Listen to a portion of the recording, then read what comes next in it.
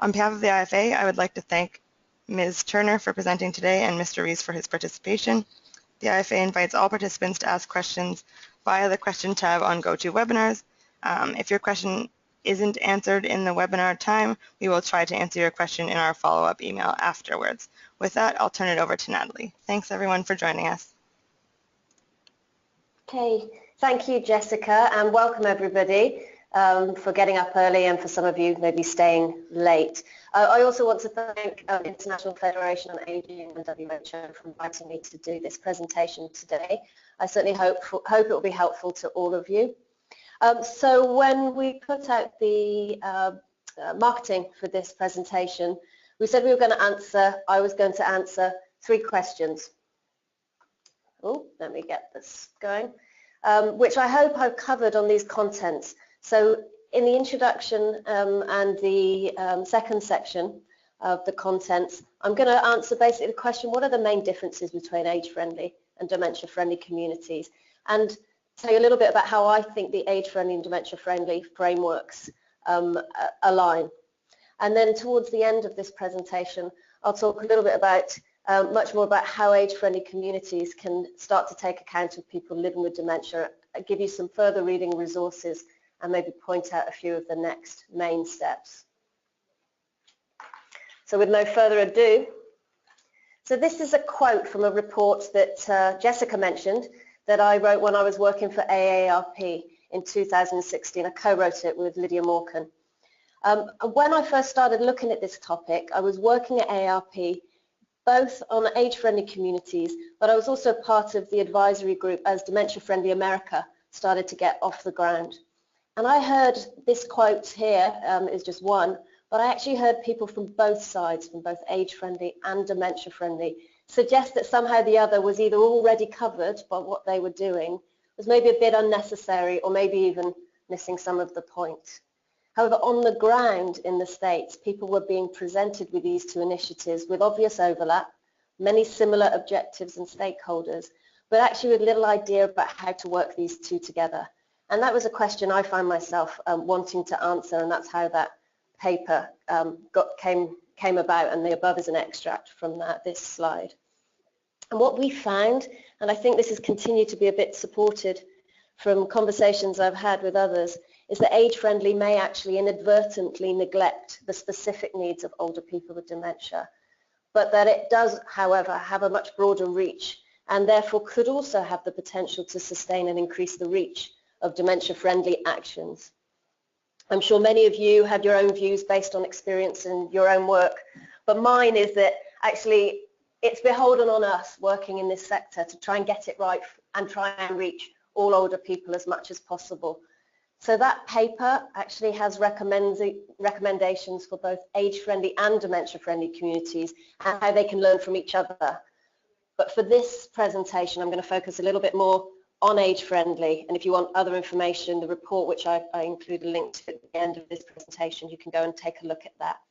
I'm also going to assume probably a more than basic knowledge of age-friendly communities and the WHO framework for this presentation, and go into a little bit more detail on dementia-friendly. And the caveat as well from wherever you are in the world is that somewhat my experience is a bit based on the USA, which that report was done on, and also my experience in the UK. However, I'm also finding that dementia-friendly is such a variable concept that making sweeping statements anyway is a bit foolish, and the literature is growing, so let's hope this gives you a good place to start. So why is it important? I probably don't need to go over this for many of you. But dementia is growing an urgent concern for our populations as they age, and we've got some stark figures there at the top. But there's another reason why it's quite important. 52% of people aged 60 and over named Alzheimer's in a YouGov report in 2015 as their greatest fear, and that includes above any other disease. And so it's a level of fear and stigma that actually increases as people age, as particularly relevant to older people. The estimated cost is 1 trillion around about now. 2017-18 is also estimated to governments as being $1 trillion a year, which is enormous. But the human cost can't be forgotten here, especially caregivers of people living with dementia, many, in fact most of whom are already, I think the typical caregiver for a person with Alzheimer's is a middle-aged or older woman, usually a daughter or a wife. So how have we got to where we are? And when I talk about where we are, is me giving this presentation and saying that I don't think dementia-friendly and age-friendly is hugely aligned. I think there are a few examples of where people have really got it right of bringing those two things together. And there's probably a couple of reasons, a few reasons for that. Some of it is about history. There are actually few countries where the two have coexisted equally or started together. The opposite examples, in fact, are the US, where age-friendly had much greater traction, being led by ARP, has couple of hundred communities signed up, and actually dementia-friendly America was a relatively new initiative. And the opposite is the case in the UK, whereas age-friendly is still only around about 20 communities, and there are over 100 dementia-friendly communities in the UK. Another reason is that in the WHH framework does not address dementia, or hasn't. The original guide and foundational documents doesn't mention dementia. There is an issue around engaging and reaching older people generally in age-friendly communities. It takes time, planning and resource, and that is even harder when it comes to include people with dementia. That's also then compounded by older people rarely wanting to be lumped together, especially where the fear and stigma exists around an issue like dementia. There are also differences in leadership and stakeholders, so these things are not always connected at that level. Much of dementia-friendly work can be led by dementia-focused NGOs, sometimes health and care services, whereas age-friendly is traditionally more local government-led.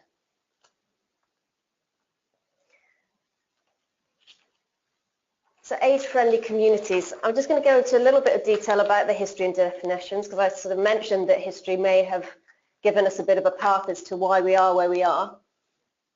So with age-friendly communities, their WHO framework is the most understood and far-reaching, and it was actually set up and scaled out relatively centrally. There are underpinning documents starting with the guide and checklist in 2007.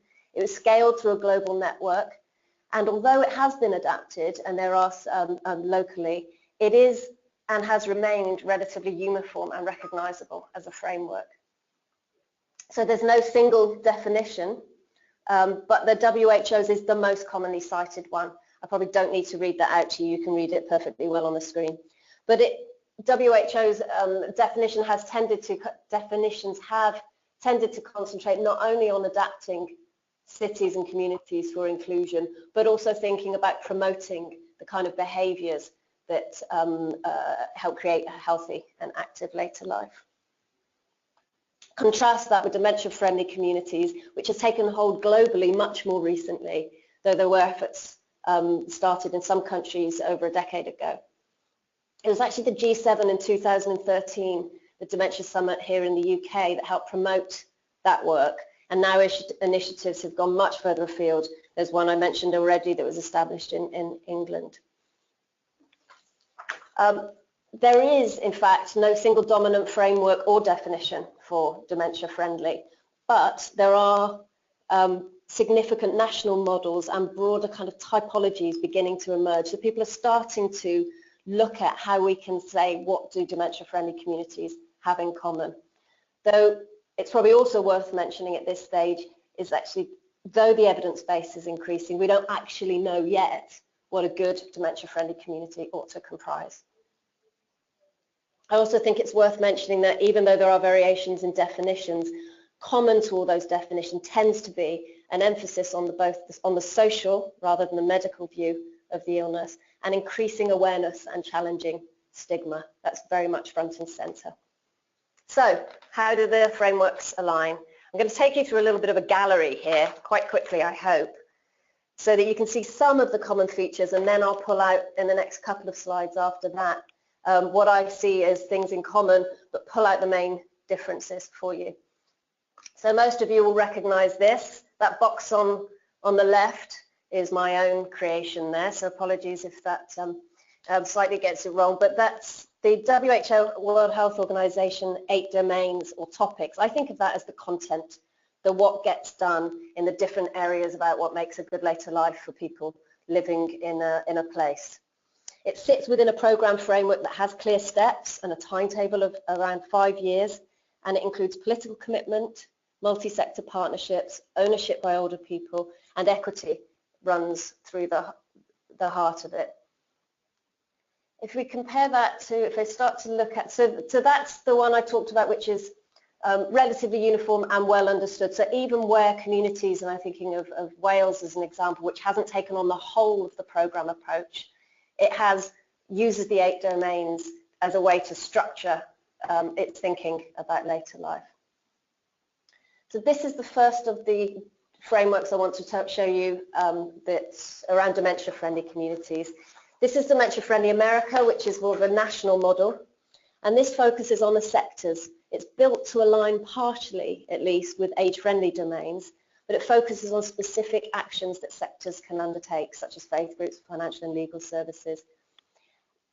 There's a broader set of steps and advice on who to engage, but it's also based on the Act on Alzheimer's in Minnesota, which is a specific state model, rather than something that was developed to move nationally. So I just wanted to highlight to you where you might be able to see. So if you can see the transportation and housing and public place spaces, you can see that's familiar.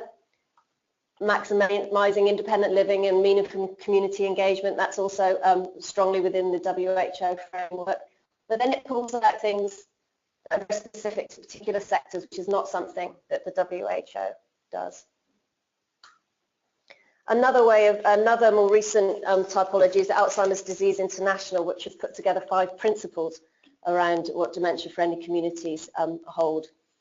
And they are people, community, organisations and partnerships. So if you can look here, people like age-friendly, people living with dementia are absolutely at the heart. And you'll see already, we're looking at communities, we're thinking about the physical and the social environment. The partnerships are about multi-sector, and then the organisations, a little bit like the sectors that we looked at with Dementia-Friendly America, it is about public-facing services on the whole and changing attitudes. Another one that you might also have seen, this was first suggested by Innovations in Dementia in 2012, and then recently a report by Imogen Blood and Associates in conjunction with Innovations in Dementia put this out in a nice, clear manner. Again, people living with dementia are absolutely at the centre, and then you can start to see again some of that physical adaptations to the physical environment, and then the networks on the bottom right, and the people. You're thinking about awareness raising, and the networks are multi-sector.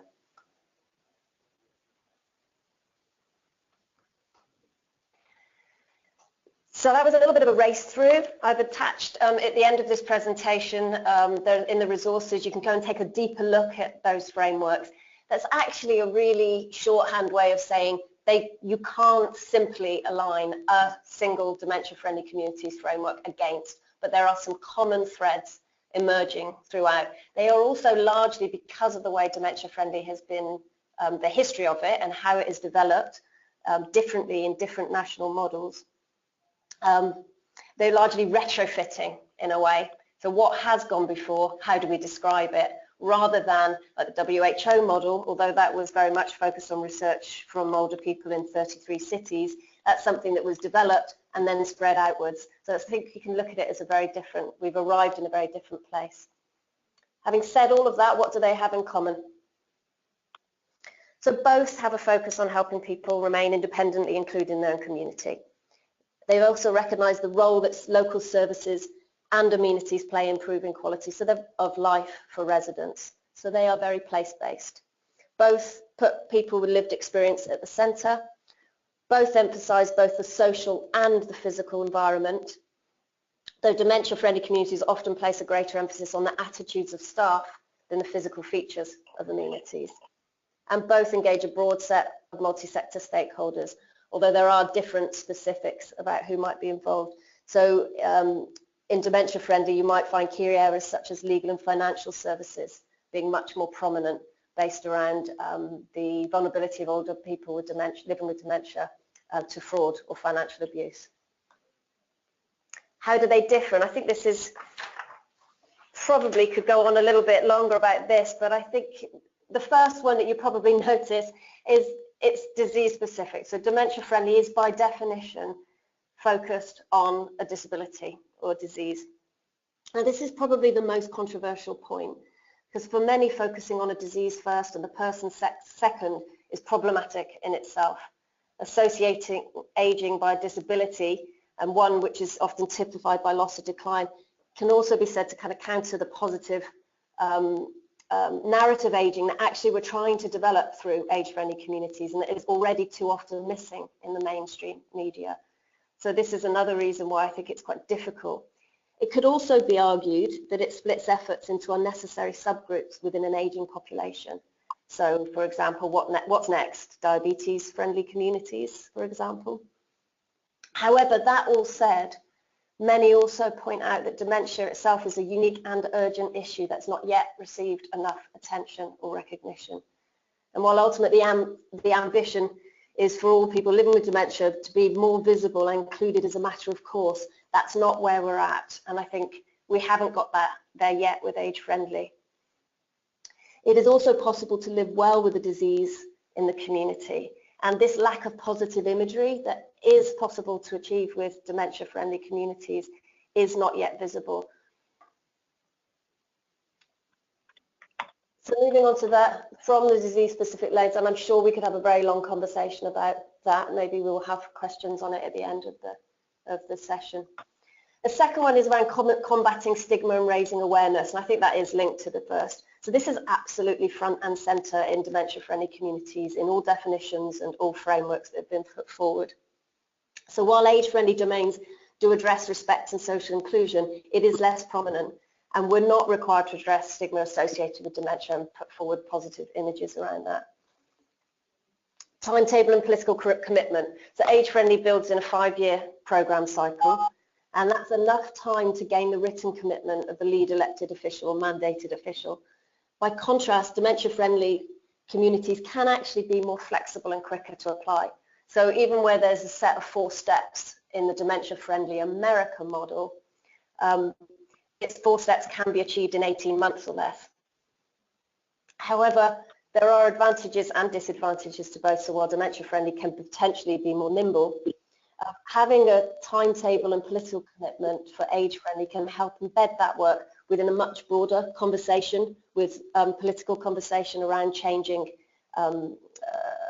demographic change. And that also can help embed it within broader planning structures and systems, as well as unleashing resources that aren't always as available to small and grassroots efforts. So ultimately, I think age-friendly could be set within a much broader context, even though it can take a lot longer to get off the ground.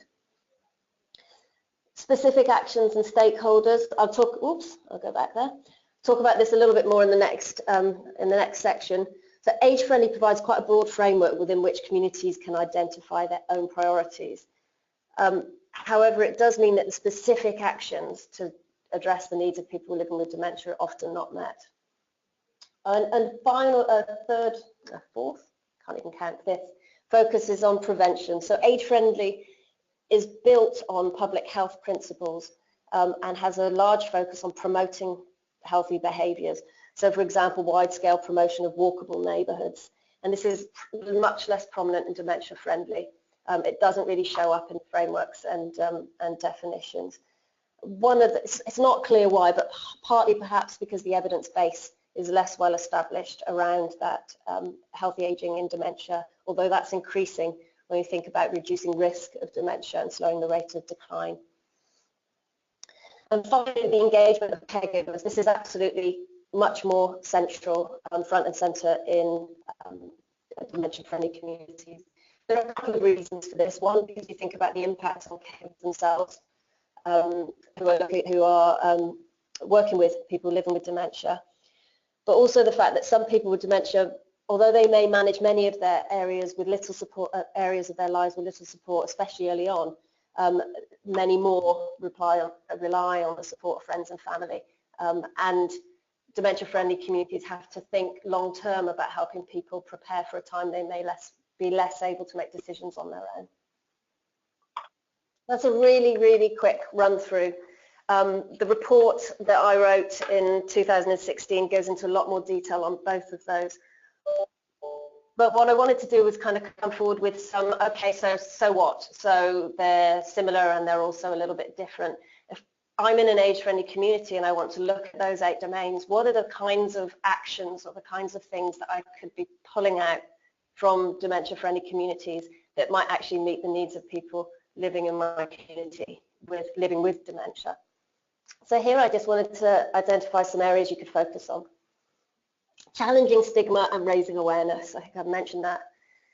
So while both age-friendly and dementia-friendly emphasize community attitudes and positive, this is absolutely a core feature for dementia-friendly.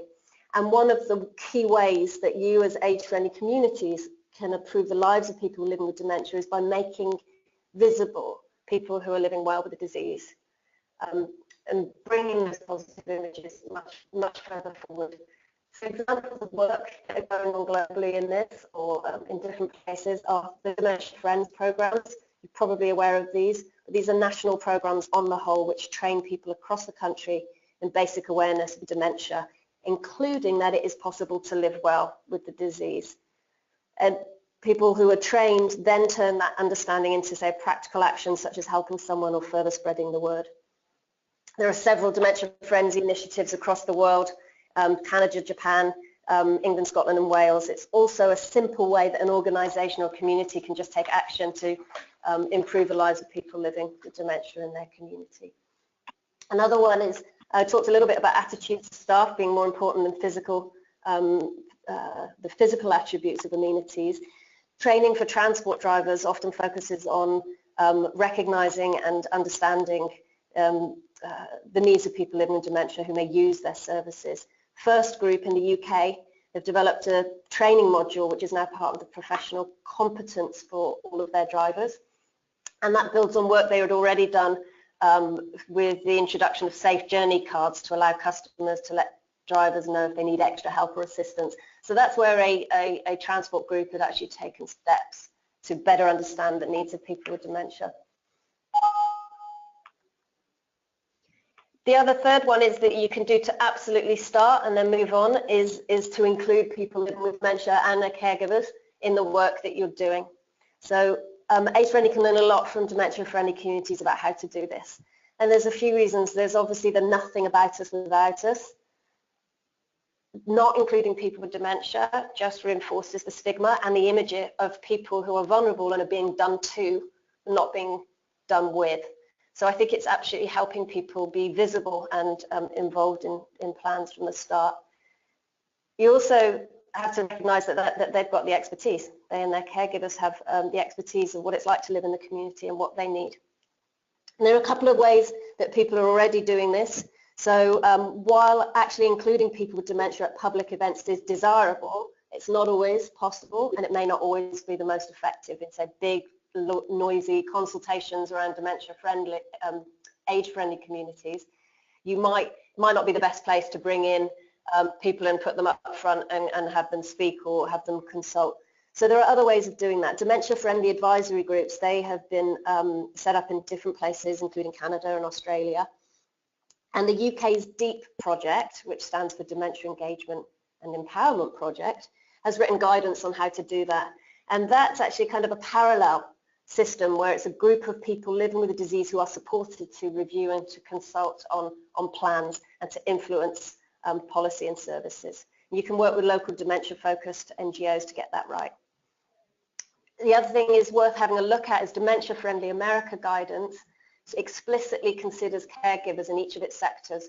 I've given a link at the end of this presentation, so go and check those out if you also want to have a sense of how you might think about that a little bit more in your domains.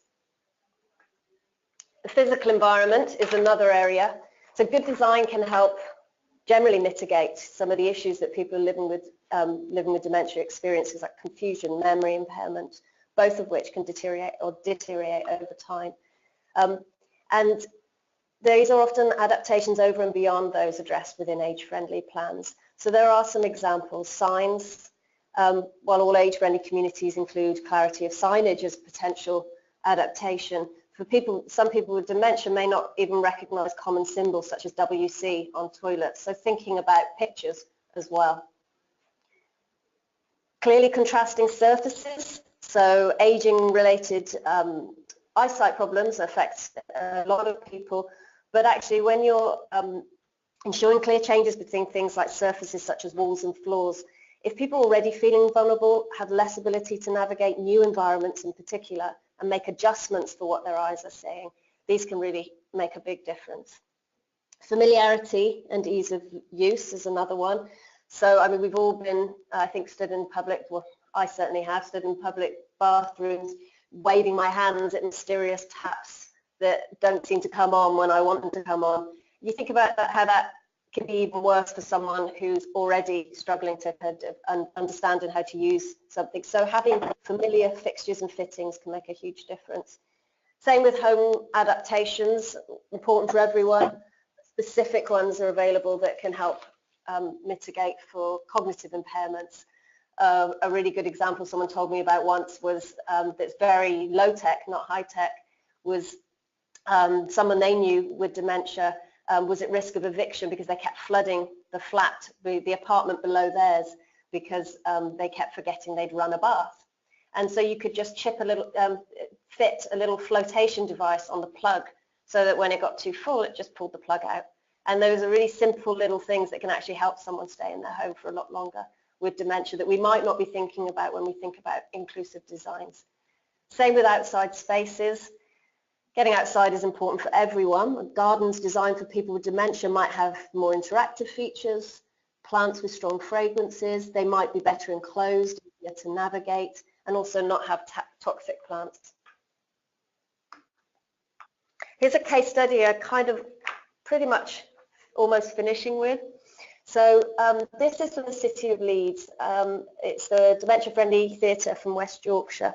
And I think this summarises to me not only some of the specific adaptations, but also why age-friendly, Leeds is both an age-friendly and a dementia, age-friendly city and a dementia-friendly community. Why creating space for some dementia-friendly community initiatives within your work can also have a big impact on the rest of the work that you're doing. So this grew out of a decade-long programme with older people. West Yorkshire Playhouse is a theatre in Leeds. That group was reluctant, it's called Heyday, the 50+ group. That group was reluctant to open up to discussions about dementia, although several were living with the disease. And this was when it was first proposed. They put forward, they included people with dementia in the group. So instead they took a separate dementia-friendly, dementia-focused approach, starting with trips to shows with extra support, and then came the idea of adapting performances. So the first of which was White Christmas in 2014, and it was so successful it's now part of their regular programming, and they're planning a dementia-friendly theatre festival in 2018. There are lots of adaptations that are specific to people with dementia. They also work very, very closely with people living with dementia to sit into their dress rehearsals, to keep notes, telling them when they can help with transitions from scenes so they're easier to follow. Talk about when the lighting or the sound may be distracting or confusing or to people. Choosing the shows carefully. Musicals are apparently a really good choice, and also thinking about language. So the program, and the reason why I think this is really interesting is that the success of that program has been so much in terms of not just reaching people with dementia, but also showing really positive activities or positive experience of living well with the disease, that it's now started to attract volunteers from the 50+ group and has opened up conversations about the illnesses and how it affects people and those they know, and it's reducing that stigma and fear. So I've included a link to this. I've included a link to the guidance that they've set up to being able to adapt theatre performances at the end of this presentation. Okay, so I think I've convinced you, or hopefully I've convinced you. What can you do? So I think if you're an age-friendly community, ensure that people living with the disease, with dementia and their caregivers are included in all steps of the process. Start to include dementia-focused stakeholders on steering groups and work groups. Align your staffing resources from the start.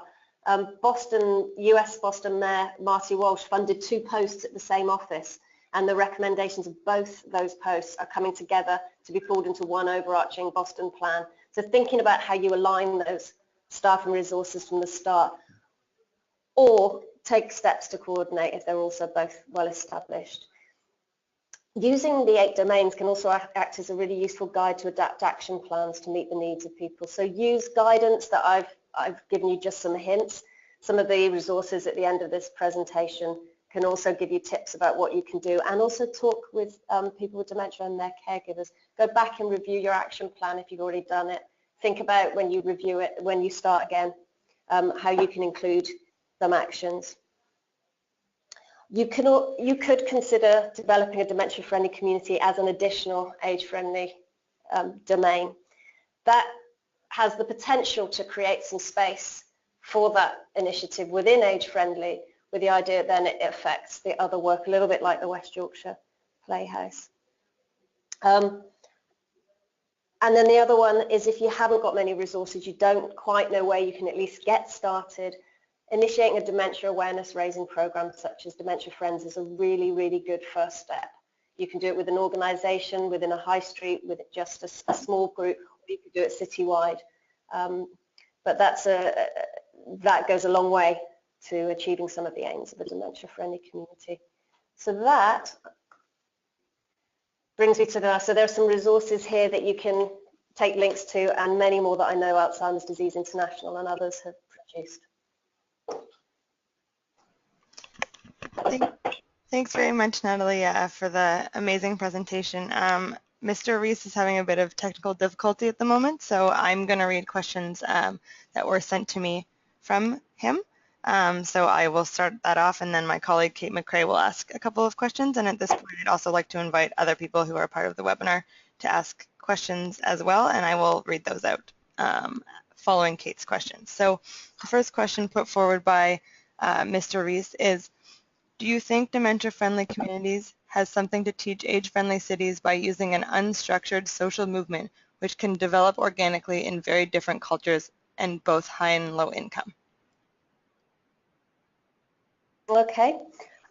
Yes, I think it probably does. I think that goes back a little bit to what I was trying to get at. I may not have got it with the West Yorkshire Playhouse example, and then also thinking about developing a dementia-friendly community as a single domain. Being quite small, being nimble, and being able to get going from quite quickly means that I think dementia-friendly has the potential to be quite entrepreneurial and innovative and grassroots, and you can create that space within an age-friendly community, I think, for that to happen. So I would say, yes, it has a lot to learn, and I think there's ways to do that which don't necessarily have it separate or entirely unconnected to age-friendly. Thank you. And the second question I have is from Mr. Rees as well, is how are human rights frameworks used to support the actions taken in age-friendly cities? Oh gosh, that's probably not the right question for me. Okay. So yeah, that's probably not the right question for me. That's one to take with Lana as well. I do know that human rights is an emerging priority in dementia-friendly and is being used certainly in some parts of the UK as well to think about ensuring people focus their resources on age-friendly as a protective characteristic over here. But I don't want to be talking about that for the whole movement. That's okay. Thanks very much, Natalie. I will hand it over to my colleague, Kate McCrae. Okay, thank you, Jessica. I suppose the first question, and hopefully people can hear me, that I had is that when you mentioned the differences between dementia-friendly communities and age-friendly communities, you noted that combating stigma and raising awareness is much more of a priority in the dementia-friendly communities. And I was wondering what your opinion on maybe why age-friendly communities don't tend to prioritize that as much. Yeah, it's a very good question. I'm not entirely sure why they don't. I think it's probably because it's one of several key issues. I know that certainly within the domains, when you start looking through the checklist, it's sort of buried in there. It's not as prominent as a goal. However, that said, I do know that changing the narrative around ageing remains a focus for national national programs on age-friendly and local cities. I think it's much more to do with that urgency of dementia is stigmatized, not well understood and feared much more than aging itself. So I think it's feeling like dementia-friendly starts from a much lower bar in terms of how people feel about it themselves. Okay, thank you. But it's a challenge. I think it's worth saying it is a priority for age-friendly, but it's just not as front and center. Okay, thank you. And then I guess the other question that I came away with was, you mentioned specifically the disease-specific lens of dementia-friendly communities that oftentimes, unfortunately, does prioritize the disease over the person. So what do you think would be the best steps to adjust the lens so that it can focus both on the disease and the person with that disease?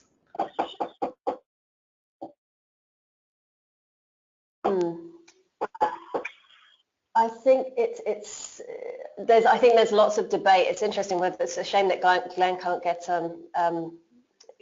on to answer this.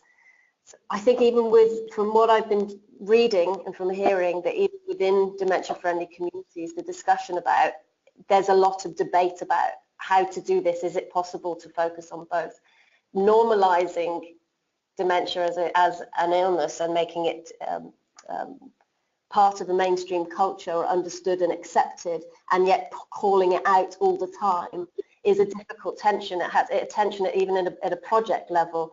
So, even having a dementia-friendly theatre performance, people with dementia in the audience don't want to be constantly reminded that they're there because they have dementia, or don't want it stamped over everything. So even within the project level, thinking about how you get attention, how you make adaptations, how you get resources for something without calling it out, that's a tension that happens right across NGOs. And I think you have to figure it out with the people at that local level, what works for you. Ideally, we get there so that we don't have to separate it out in the next 10 years. But yeah, we're not there yet. Okay, I'm going to ask some questions from participants at this point. So the first one is, do you recommend a particular approach for communities just learning about both movements, age-friendly and dementia-friendly, to help avoid them being overwhelmed by multiple frameworks and resources? Yeah, I think starting with the Dementia Friends or a dementia-friendly awareness approach is a good place. If you want to do an action, if you're a community, I think it would be reaching out, if you're not already linked in, reaching out to a dementia-focused NGO and starting to talk to them about one specific action that they could do together. So I think it's really not trying to do it all at once, but make those connections, start to have a conversation with people with dementia about the issues in their community, and or thinking about a dementia-friendly, dementia friends awareness program, which is a really simple place to start. And you'll draw people in, you'll find the champions that way, actually, and then there will be obvious what to do next. Okay, thank you. So the next question is, how does dementia-friendly communities encompass both urban and rural people, considering the geographical distance between groups? In addition, this includes disparities between socioeconomic groups. Oh my goodness. Yeah. So I think probably the first way to answer that is not to put myself out as an expert on dementia-friendly communities, so which are as different as the day is long. But I think one of the ways that dementia-friendly, from what I've understood, can get over some of these differences between urban and rural and wide difference in socioeconomic is that they start very small, and they are much more able to be adapted to as much as starting off with a group or with an organization, and the group itself doesn't have to be place-based. So it could be an identity group. So with potentially, if you're looking at a black or minority ethnic group, working with the people there living with dementia and thinking about how their community, which might not even be place-based, could be adapted. So unlike age-friendly, where you need to go in at that kind of political commitment level, although there are small places that do it, dementia-friendly can start with just one street, just on a high street or a building or a small group. So it is able to be more flexible like that. Thank you. The next question is, what are the strategies you have employed for bringing on communities through using Dementia Friends?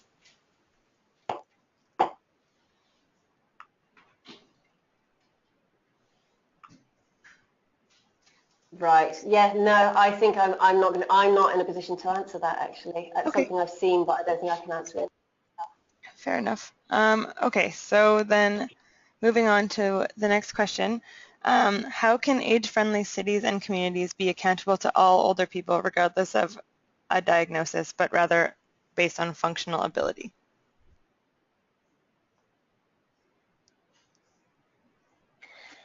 So I think that goes back. That goes back to the very beginning of my presentation. So yes, we are.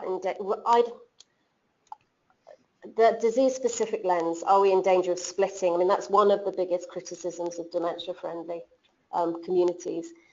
Yes, are we in danger of splitting it up into diabetes-friendly cities? And yes, I mean, we've got child-friendly, we've got age-friendly, we've got dementia-friendly. I think that we have to sometimes kind of take a step back and kind of go, well, we are where we are. These initiatives are gaining traction. I think this is where I come at from a very pragmatic perspective. In the US, it didn't matter whether we didn't believe that we ought to be splitting these movements up. Dementia-friendly America had gained traction. It had supporters, it had champions, and had a group of older people that actually we weren't reaching particularly well as a community. So I think there's something about being both pragmatic in terms of understanding that dementia-friendly is out there and that we have to look at its strengths and we have to work more closely with it. I certainly wouldn't be encouraging diabetes-friendly cities or MS-friendly cities, but I don't think we're in the same position with those as we are with dementia, which felt like it is a specific, very urgent, probably very unique situation that does affect people who are aging, although not all people with dementia are old and not all older people get dementia. We are talking about a subgroup that were largely being ignored and not being well recognised. So, yeah, I think I've suggested one way of thinking about dementia friendly. You could make the same approach. I mean, I think diabetes and MS and both of those are about healthy aging more generally. But yeah, so that feels like a very incomplete answer actually. Ideally, we would be able to encompass all of the people that we're working with, and I think it's about consistently trying to reach out to different subgroups in our community. But in this instance, I think we had to become pragmatic about reaching out to our friends in dementia-friendly community, and I think there's a really strong case for them having space anyway. Thank you. We're getting quite a few questions, so I'm going to hand it over to Kate, and she has a couple more questions. Okay, thank you, Jessica. So the next question from me, when you were discussing the differences between age-friendly and dementia-friendly communities, which of these do you believe needs to be addressed the most, or do you actually think that any of the differences really need to be addressed in order to bring dementia-friendly and age-friendly communities together? I think the first one, which I hope I tried to answer to the other caller, was including people with dementia and caregivers in the processes. So I think that's about actually reaching people living with dementia and caregivers in the community and finding some way of ensuring their voice is heard in what you're doing. And that in a way answers the previous question. If you're doing that, you shouldn't necessarily need to set up separate initiatives. But if you're not, and you want to start somewhere, the next one is around awareness raising and breaking down stigma. So I think those are the two that need to be addressed most urgently. Okay, making people living with dementia much more visible, and especially people who are living well with the disease, that there are many people who are living in the community and managing well, although that's not to neglect the fact that it is a disease which declines. Okay, thank you. So you gave the example of, I believe, now I'm going to forget, and that's very bad of me, but I believe it was Detroit who actually hired, in developing their age-friendly communities, they hired 2 different positions, one to represent age-friendly, one to represent dementia-friendly, so that they could both give experience that would then be combined to the larger framework. Would that be your recommendation for communities who are looking to moving towards being both age-friendly and dementia-friendly, would be to hire 2 positions who can give the individual experiences that will then speak to the larger experience? Yeah, I think so. I mean, we have to cut the cloth a bit to fit the resource. So that was Boston, actually. That was Boston in the US. And that was the mayor, that was a new mayor, newly elected mayor, for whom aging and older people were a really key issue. And he wanted to become both an age-friendly community and quite quickly reached out to AARP. But he also was developing a mayor's Alzheimer's plan as well. He wanted to do that. So I think it's, they were in a very lucky position that he therefore put the resource behind it. Not everybody is in that situation. However, if you can have 2 separate bodies, then yes, that makes sense. You have those 2 perspectives. You may want to make it part of one person's role, or if it's quite often, even with age-friendly, you're talking about someone who has this on their in their job for 1 day a week. There are very few places that have people that are set up just to do age-friendly full-time, and that's a luxury. So it's thinking about that 1 day a week, where else in the office, making sure that people sit close to each other if possible, are co-located in some way. Sometimes it's Alzheimer's groups that are leading dementia-friendly. Is it possible for the person who's leading dementia-friendly to co-locate into the local government office 1 day a week so that things can be more aligned? Taking steps in that way, I think, so that people get to know each other. Thank you, however that you can figure it out within your resources, but ideally, yes, I think, that would be a great example of how you could do it. Thank you, Natalie. One final question before we wrap up is, in rapidly aging societies, do you think the age-friendly concept will become redundant? So could you repeat that? It says, in rapidly aging societies, do you think the age-friendly concept will become redundant because older people are the new norm? No, I don't think so.